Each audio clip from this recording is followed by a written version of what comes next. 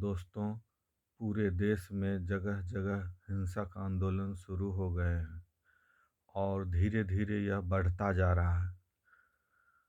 मेरा विनम्र निवेदन है कि इस तरह का हिंसक आंदोलन नहीं करें। प्यारे छात्रों, आपका दर्द मैं समझता हूँ और भारत के सभी बुद्धिजीवी भी आपकी तकलीफ़ को समझ रहे हैं, लेकिन पता नहीं उनकी क्या मजबूरी है कि आपकी बात को नहीं सुन रहे हैं। लेकिन आप मुझे तो सुन रहे हैं ना? प्लीज़ आप हिंसक प्रदर्शन नहीं करें। कोई भी कोई भी अशोभनीय कार्य नहीं करें, जो पब्लिक को नुकसान पहुंचाती हो और जो हमारे सरकार के विरुद्ध हो, जो हमारे सरकार को क्षति पहुंचाए, ऐसा काम नहीं करें। दोस्तों, मैं जानता हूं कि आपके साथ अन्याय हुआ है, लेकिन इस अन्याय से न्याय पाने के लिए आपको शांति का मार्ग चुनना चाहिए, उग्र नहीं होना चाहिए। और न्याय पाने के कई तरीके हैं।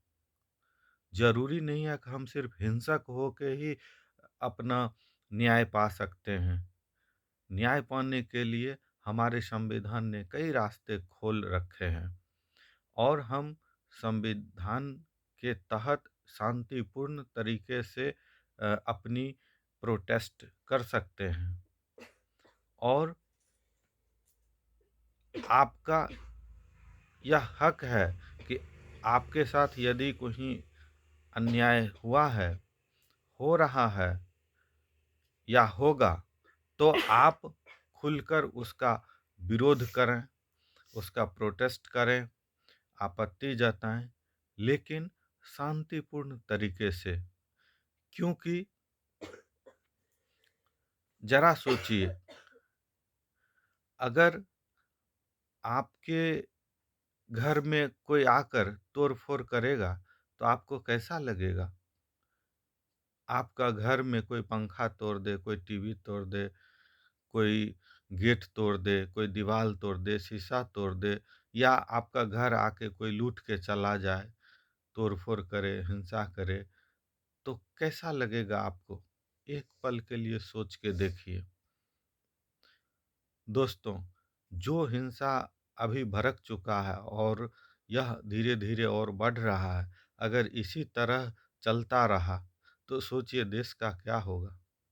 जिस तरह से अगर कोई आपके घर में तोड़-फोड़ करे, तो आपको पसंद नहीं होगा और यहाँ पे दिल पे चोट लगेगा और बहुत तकलीफ़ भी होगी।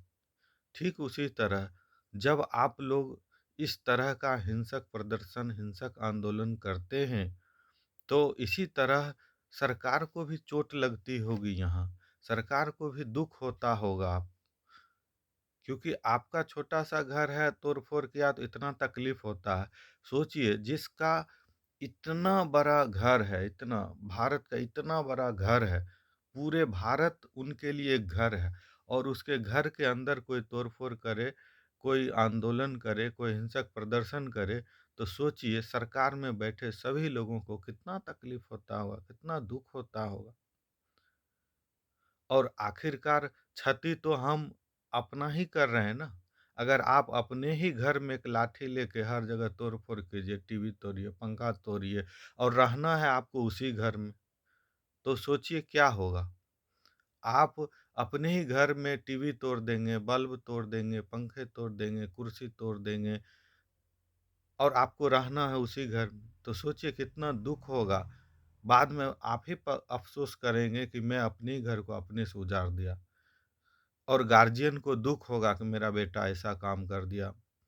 तो ठीक उसी तरह भारत एक घर है और यहाँ पे हमारे सरकार में जो लोग बैठे हैं वो हमारे गार्जियन हैं। अगर उनके घर में पूरे देश में उनके घर में कुछ हो रहा है तो उनको भी तकलीफ होती होगी, चोट पहुँचता होगा। लेकिन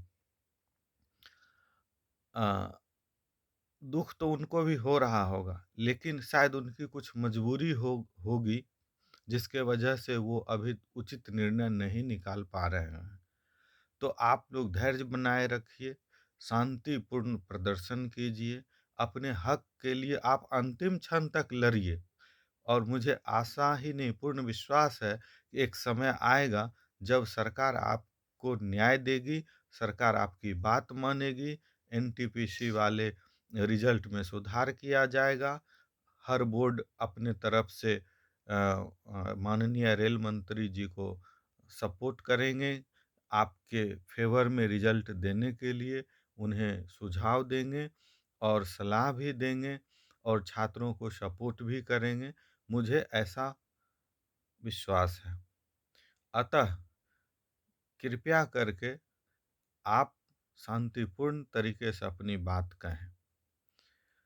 फिर भी यदि आपको लगता है कि अ, इस तरह से हमें न्याय नहीं मिल पाएगी या आपको लगता है कि हमें न्याय मिलने में देरी होगी, तो प्यारे छात्रों, आप एक काम कर सकते हैं। हर साल कहीं न कहीं बटन दबाने का अवसर आता है, हर साल। कभी कहीं, कभी कहीं, कभी कहीं। तो आप एक बटन दबाकर अपने पसंदीदा, अपने मनपसंद सरकार को चुन सकते हैं। आप में वो योग्यता है, आप में वो क्षमता है कि आप अपना सही-गलत का निर्णय कर सकते हैं।